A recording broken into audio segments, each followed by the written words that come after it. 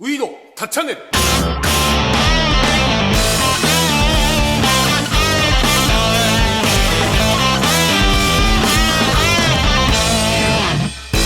んにちは、ウィードタッチャンです。今回のウィードタッチャンネル第5回目です。今回はね、これからサーフ乗ろうかなと思ってる方に向けてね、サーフの魅力をどんどん紹介していけたらいいかなと思ってます。よろしくお願いします。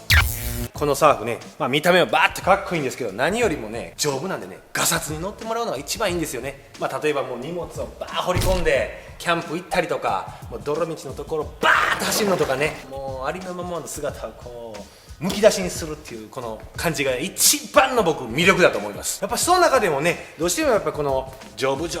と言うんですけどもね、やっぱ相手も機械なんでね、やっぱり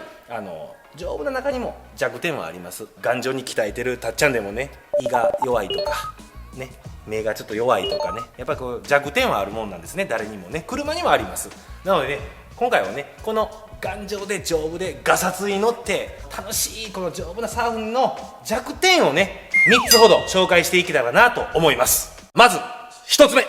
なんですけどね、こちらの方を注目してください。この機械なんですけどね、これエアフロセンサーというセンサーになります。これ何ですかっていう話なんですけど、これはね、エンジンに空気を取り込む量をね、測定するセンサーなんですけどもね、この子がねダメになってくるとアイドリングの不足であったり、エンジンがストップしたりっていう症状が出てきます。これもねそんな頻繁に出るもんじゃないんですけども、一つの弱点として挙げるなら、このエアフロセンサー、アイドリング不足になったり、エンジンがなんかドドドドドドドドってストップしたりすると、このエアフロセンサーは要チェックって感じですね。ただでもね、取り替えはね意外と簡単にできるんで、この辺のネジを4つほどあるんでね、このネジ4つほど外していただいて、ここも緩めていただいて、最後このカプラースポッと抜くとポコって抜けちゃうんで、結構取り替えは安易にできます。続いてはこちらですね、ドライブシャフトブーツ。ちょっと映像でも見にくいかなと思うんですけど、こちらのね、これなんですけどもね、ちょっと見にくいですけど、この蛇腹になったゴム、これがドライブシャフトブーツ。車っていうのはね、結局ね、こういうゴム製品がねたくさん使われてます。可動部分をね守ったりとか、オイル漏れを防いだりするのにゴム製品が使われてます。ゴムなんでね、やっぱり時代が来ると劣化して破れてきたり縮んだりとかっていう症状がやっぱゴムなんで出てくるんですね。その中で最もやっぱり一番劣化しやすいっていうのがこのドライブシャフトブーツっていう感じですけどね、エンジンの回転のエネルギーをね、このタイヤに伝えるために、この中にドライブシャフトっていうこのものがあるんですけど、それを守るための、ゴム製品なんですね。中のオイルとか可動部分の保護になってます。ただこれゴムなんで、これがビャッて破れちゃうとグリスがドロドロって出たりして、これ車検が通らなくなっちゃうんですよね。破れてるかどうかっていうのが要チェックな部分かなと思います。最後の3つ目なんですけどね、セルモーター。これねちょっと外してあるんですけどね、本来はねこのエンジンの下の方におるんで、外したものをイエイ、ちょっとイエイってやってるけどね、結構重たいんですよね。これ筋力的にちょっとこの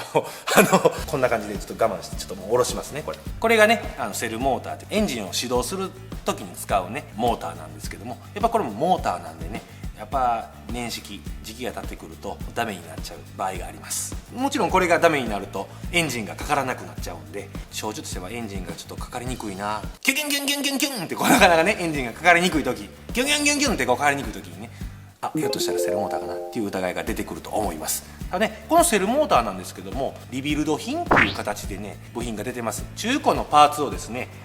修理して、もう新品同様にして保証もついて、キレッとパリッとした、これのピリパリなんかよくわからないパリッとしたこの部品になってるもんなんでね、結構ローコストでね修理もできるんで、ちょっとエンジンがかかり悪いかなって思った時はセルモーターの要チェックって感じですね。はい、というわけでね、この今紹介させていただきましたこの3点、こちらがねサーフちゃんの弱点かなと思います。逆に言うとこの3つの弱点を気にしてもらえればね、先ほど僕が言ったようにガサツでワイルドにやんちゃくれで乗っていただければ楽しいサーフライフを送れるかなと思います。3つ今紹介したんですけども、この3つだけってこともないんですよね。ちょこちょこ細かいところもあるけども、その辺はもし気になる点があればどんどんコメントいただければたっちゃん頑張って答えますんで、よろしくお願いします。たっちゃんでした。あとですね、今回初めてですねやっとウィードタッチャンネルにコメントをいただきました。ありがとうございます。サーフのこう魅力についてもっと伝えてほしいっていうこうコメントをいただきましたんで、本当にそれに向けて僕も頑張って動画を進めていこうかなと思います。